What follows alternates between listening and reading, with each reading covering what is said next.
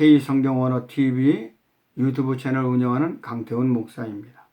12월 한 달 동안 특집으로 내보내고 있습니다. 성령과 치료하는 논제이지요. 오늘은 세 번째 시간입니다. 사도들의 치료 사역을 살펴보겠습니다. 자, 누가 병자를 고칩니까? 그 주체가 누구입니까? 사도들입니까? 아닙니다. 부활하신 주님입니다. 사도행전 9장 33절에서 34절에 보면 베드로가 그것을 입증합니다. 베드로가 이렇게 외칩니다. 애니야야, 예수 그리스도께서 너를 낫게 하시니 일어나 내 자리를 정돈하라 한데 어떻게 되었습니까? 곧 일어나니라 했습니다. 베드로가 루다에서 8년 동안 고통을 당한 이 중풍병자 애니야를 고치는데 부활하신 주님이 고쳤다고 했습니다.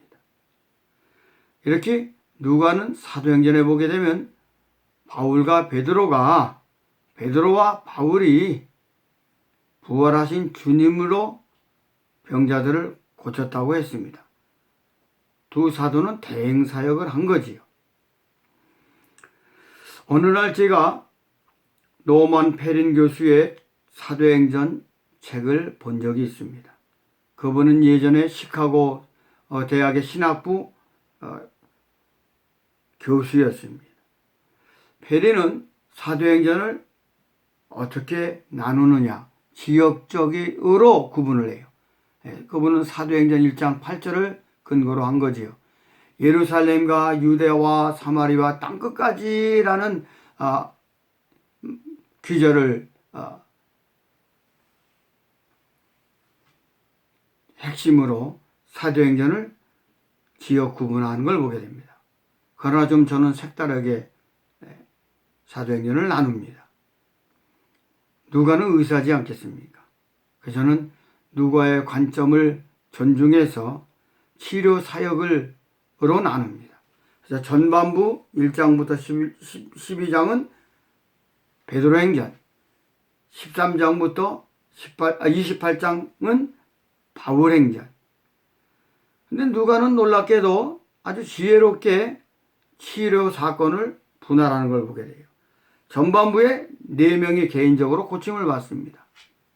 후반부도 똑같이 4명이 치료받습니다.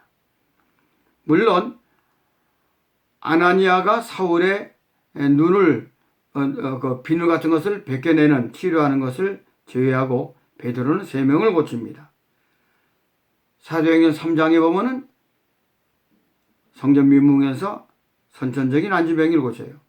9장에는 루다에서 중풍병자 애니야를 고칩니다. 그리고 바로 이어서 요바에 건너가서 죽어버린 병들어 죽은 도르가를 고칩니다. 자, 후반부는 어떻게 해요? 바울이 고치는데 1차 선교여행 때 바나바와 함께 루스드라를 들리는데 그곳에서 선천적인 안진병을 고쳐요. 베드로처럼 말이에요. 안진병을 고쳤습니다. 2차 선교여행에는 빌립보 길목에서 점치는 여종을 귀신병에서 고쳐요. 그리고 3차 전도여행 막바지에는 드로아에서 죽어버린 청년을 고쳐요. 유도고를 죽음에서 살려내죠. 베드로도 그렇게 죽은 자를 살린 것처럼 말이에요. 그리고 마지막 로마 입성을 앞두고 멜리데 섬에서 추장의 아버지를 고치는데 열이 나는 이집병을 완치하는 걸 보게 돼요. 이렇게 누가는 사도행전 전반부와 후반부를 공평하게 치료 사역으로 수록하고 있다 하는 겁니다. 자, 누가는 치료라는 동사를 썼다고 했습니다. 그의 두 번째 글도 마찬가지로 복음서와 똑같이 두 동사를 동원합니다. 데라피오라는 단어를 5번, 이아오마를 4번 써요. 이 두 단어를 교차적으로 순서를 번갈아 교조로 써요. 왜 그랬을까요? 살아생전에 공생애에 돌입했던 예수님, 이제는 두 번째 책인 사도행전에 부활하신 주님이 이어서 파워풀하게 효과적으로 고쳤다는 걸 강조하는 거죠. 데라피오는 케어하며 치료하다는 뜻이고, 그리고 이하 오마에는 의술을 행해서 고쳤다는, 치료하다는 동사입니다. 자, 신약에는 이아시스라는 힐링, 명사형 치료가 나옵니다. 신약에 꼭 3번만 나와요. 3번 나오는데 참 놀랍게도 흥미롭게도 누가만 단독으로 써요. 누가복음 13장 22절, 사도행전 4장 22절 30절에 이아시스라는 말이 누가의 전문 용어로 나오는 걸 보게 됩니다. 자, 그렇다면 사도들은 어떻게 고쳤을까? 제가 사도행전을 쭉 훑어보니까 3가지예요. 예수의 이름으로 고치고, 성령으로 고치고, 안수로 고쳐요. 근데 이것이 무 자르듯이, 두부 썰듯이 단독적으로 현장에서 활용되는 게 아니라 복합적으로 나타난 걸 보게 됩니다. 자, 첫째, 예수 이름으로 고칩니다. 베드로도 그렇고 바울도 마찬가지. 성전 미문에서 베드로는 40살가량 된 선천적인 안진병이를 고쳐요. 사도행전 3장 6절 이하의 8절 말씀입니다. 나사렛 예수 그리스도의 이름으로 일어나 걸어라 했습니다. 그랬더니 발과 발목이 힘을 얻게 되고 뛰어 서서 걸었다고 했습니다. 바울도 어떻게 했습니까? 사도행전 16장에 보면은 빌립보 지역에서 점치는 계집 여종을 예수의 이름으로 고치는 걸 보게 됩니다. 한글 개역개정판에는 그녀라고 했는데 사도행전 16장 16절에 보면은 파이디스케라고 했습니다. 헬라어 파이디스케는 무슨 뜻입니까? 10대 후반으로 보이는 소녀 종이라는 뜻이에요. 어느 날 전쟁이 벌어졌어요. 아폴로와 예수, 부활하신 주님입니다.